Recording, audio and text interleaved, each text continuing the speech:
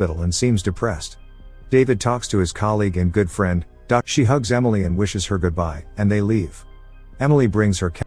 They are welcomed by a sheriff and the owner of the house.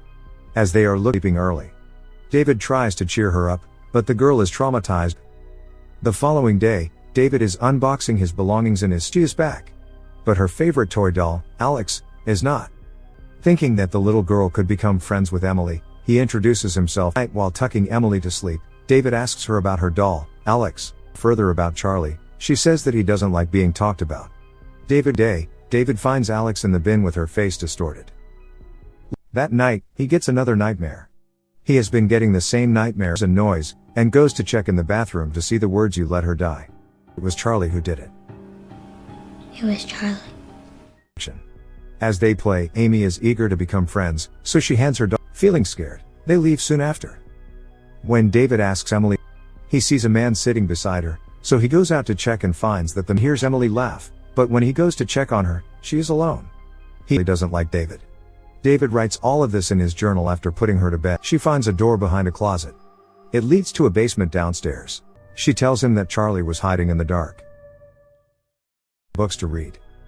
However, Emily acts hostile towards her and drops all up exactly at 2:06.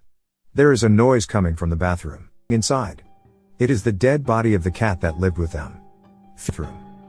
The following day, Emily shows David pictures she has drawn. That day, Catherine visits them. He tells her that he will consider it. After she is gone, it comes over again that day, but David doesn't hear her knocking, so she comes in. As Elizabeth opens the closet, she is attacked by someone and falls down the road, and her niece told him that she had come here. But David senses something wrong. He sees the window broken. Words written on the shower curtain. "Can you see now?" He opens it and cannot tell David anything about him.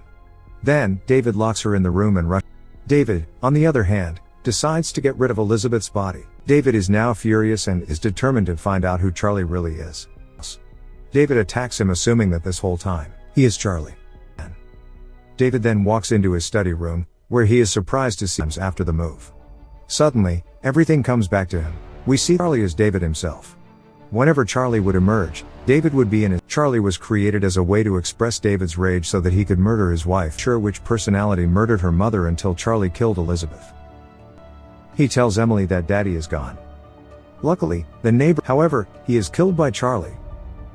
Charlie senses that as she moves down the basement, Charlie appears behind her and pushes her, breaks the door open, but Emily has already snuck out through the window and is running. Catherine reaches the cave as well. But Charlie pretends to be David, and when she moves closer to kill Emily, Catherine comes in between them and shoots him to death. The movie ends as the camera zooms into Emily's drawing of herself and Catherine.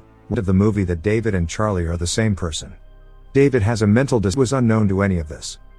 Even when they moved houses, Charlie did belongings in that room. Even his notebook is empty. This suggestion purposely disfigured the face of Amy's doll. There are 3 possible reasons away so that Charlie wouldn't hurt her.